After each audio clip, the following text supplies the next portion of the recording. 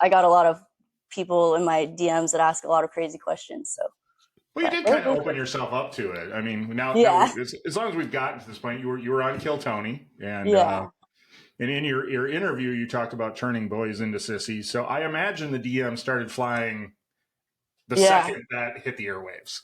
Yeah, that was not planned. I feel like every time I get nervous, I'll go to like dirty stuff, and that was my first time doing comedy, and my first time being on a stage like that, and I was like, That's oh incredible. wow, this is a lot.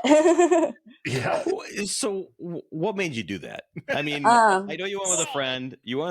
But were you hoping not to get picked, or? So I was in exposure therapy at University of Texas, and I was supposed to be doing exercises, and I was supposed to go stand in line, and there was no line for voting, but she knew I was like looking into doing comedy, and she goes, well, maybe you could go down there and just see what the process is like.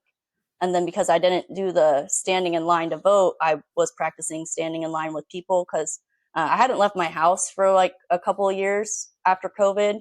I got to go work from home after a while. And then I was just like, I'm not coming back outside again. So that was like one of my first times coming out and doing something that I'd never done. And I didn't like look up how it went ahead of time.